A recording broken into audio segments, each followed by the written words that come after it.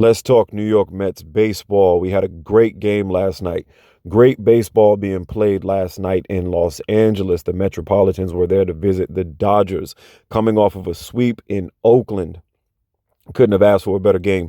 Great game. The Metropolitans are now on a five straight game winning streak. They're on a tear. They're on fire right now. They're lighting it up. They're raking right now. I'm loving it. I'm appreciating it. David Peterson was able to get his first win of the season. He's now 1-2. He pitched 6 innings, gave up 6 runs off of 7 hits. The Dodgers hit 3 big ones on him. They went yard on him 3 times. And his ERA is now 6.10. Not the best, but I'll take it. He did okay. He was letting a few pitches hang in there just a little bit too long, and that's why they were able to go ahead and rip those out of the park. But the Dodgers are just a big hitting team. They're leading the league in home runs right now, so it's not surprising that they smashed a few of them last night. It's what they do. They this year at least, they're hitting a lot of big ones. One of the biggest stories for the Mets was Brett Baty, who got the start. Eduardo Escobar was cheering him on. He had nothing but good things to say about him before the game. He was happy for Brady and Baty, excuse me. And he could be the new Brady, though, right? He could be the Brady of the MLB. Hey, that could have been a good Freudian slip right there. Okay, moving on. Escobar didn't have anything bad to say about him. He was happy for him. He respected the move that was made, and has been pretty much supportive so far. Baty showed good signs of offense and defense. He had his first hit on his first game up from AAA's that drove in a run.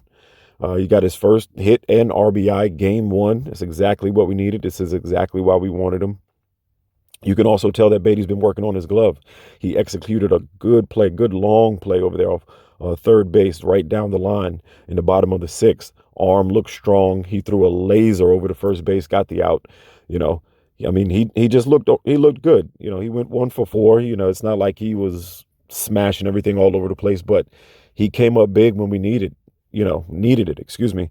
And that's a great thing. Another great day for the Mets. Another great game for the Mets. Another great win for the Mets. They went back and forth in this game. We saw a lot of lead changes, several. And, the Blue Hat Bullies got it done. Let's take a look at this game really quick. The Dodgers struck first. They had a home run in the bottom of the first by Freddie Freeman. They got on the board first, 1-0. Big Daniel Vogelback struck back with a 2-run homer of his own in the top of the second after a single by Mark Canha. This gave the Mets the lead at 2-1. Then the Dodgers answered right back, drove in 2 runs off of a double in the bottom of the second by Austin Wynns. Dodgers went back up 3-2. This entire game was back and forth like this. So here's another lead change, 3-2. Dodgers are now up. Third inning was mostly defensive, not much offense from both teams. Bottom of the third, though, we did see Jeff McNeil with a great play, Golden Glove-worthy play. He had a jumping snag of a line drive that was headed out into center field. He got up there and snagged that thing and saved the play, getting the out. It was a great play by Jeff McNeil, so kudos to him. Top of the fourth was an interesting inning. Lindor was hit by a pitch. Pete Alonso had a single. Then Jeff McNeil singled, driving in Lindor, tying the game 3-3. We're now tied. Alonso was able to score during the inning off of a Vogelback ground out to second. Vogelback comes back later. Mets now up 4-3. Here's another lead change. Then here's where big Brett Baty, the number 2 prospect. Well, I guess he's not a prospect anymore. He's up there in the league now. His second at bat hits an RBI single after being down 0-2 in the count. I was a little nervous for him. I wasn't sure if he was going to be able to handle it or if he was going to get nervous, but he sat in there. He, did exactly what he needed to do to make himself look like a professional, like he belonged there. He wasn't swinging at high pitches and, just chasing anything that was coming at him. He was 0-2 in the count, got him a hit, drove in an RBI. This put the Mets up 5-3. His second at bat, and he's already producing. This is why we wanted him. This is why everybody was calling for Baty. We needed this change. We needed this boost. We needed this kick in the lineup. And we got exactly what we wanted. We got exactly what we asked for. Congrats to him. Let's go to the 5th. Dodgers answered back again in the bottom of the 5th. 2-run homer by Freddie Freeman. Again, there's that name again, Freddie Freeman. He goes yard again to tie the game 5-5. In the bottom of the 6th, I got a little bit nervous. Max Muncy from LA homered, putting the Dodgers up 1.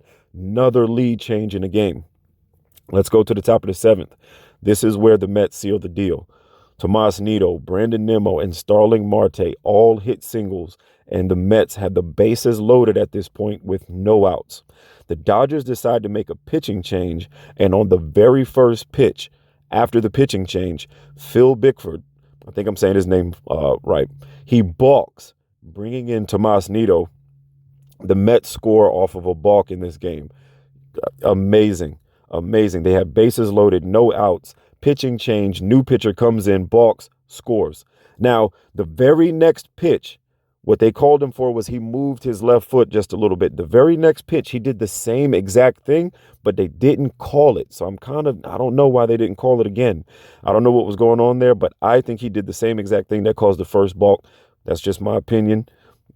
The Blues are out there. They know what they're doing. They should at least know what they're doing. They didn't call it again, but I think that the same thing happened again, and it could have been another balk. It could have been another run scored, but it didn't happen. At this point, the game is once again tied 6-6 off of that balk. Still no outs. Lindor grounds out, bringing in Nimmo. Nimmo scores. Mets are now up 7-6. Another lead change. Here we go again.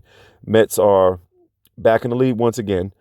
Big Pete, he gets up. Singles, now driving in Marte, bringing the score to 8-6. So that is pretty much what sealed the deal. After the onslaught, there were a couple of more walks, a mound visit, a couple of other things that went on during the inning. But ultimately, the Dodgers were able to get out of the inning without any further damage. But by this point, it was done. The game was sealed. This is the final score, 8-6, and that was pretty much it for them. They were done. In the 8th inning, the Dodgers threatened quite a bit with runners on second and third. Drew Smith came in. He took the mound. He was able to get a strikeout, retire the side. That sent us into the 9th. 9th inning, not much happened. The Dodgers were unable to strike back with their opportunity there in the bottom of the 9th. Mets win it 8-6 with 8 runs off of 14 hits, 7 RBIs with just 3 strikeouts. This is 5 straight wins for the Blue Hat Bullies, and they show that they can hang with a much stronger team. It was a great showing by them. They did a wonderful daggone job. Happy to see them do what they did. Great game. It went back and forth the entire game, and it's the type of play that we expect and love from the Mets. I give it to both the teams, though. They both showed up to play. The Mets were just able to outscore the Dodgers. Brett Baty was in the lineup. He had an RBI single.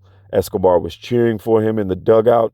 Doesn't seem to be any bad blood. I hope this continues. It seems like, there's good camaraderie there. There's no hate from, coming from Eduardo Escobar. He's putting the team first. Excuse me. And that's exactly what he needs. That's exactly what we need. Mets are now 11-6. They are back into LA again tonight. Another late game at 10:10 p.m. for us on this side of the U.S. Tyler McGill will be getting the start. He's 3-0, 2.25 ERA with 13 strikeouts. He's been pitching well. We'll need him to continue to do that so the Mets can take another win, maybe keep this streak going. I got a feeling that the Dodgers are not going to have it tonight, though. And I don't think they're going to have it at all during this series. I think they're going to come out strong. I don't think they're happy with the loss. So the Mets have to come ready to play tonight. They have to show up or things can get bad really, really quickly.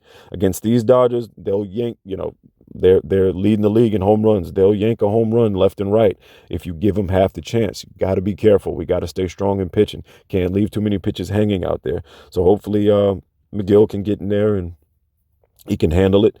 He can move to 4-0. The Mets can keep the streak going. And, we just keep getting closer and closer to the Braves. The Braves are up.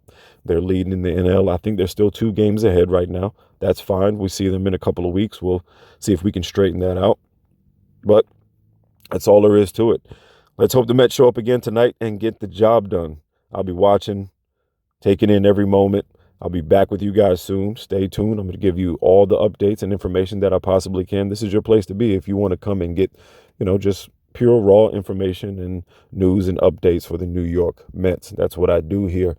No jazz, no hype, none of that stuff. Just giving you the straight facts, straight news, everything that I can pull up and find and dig and go and get and try to dig into the team and what's going on with the team and send it to you guys. That way you guys don't have to do all that legwork, all that heavy legwork.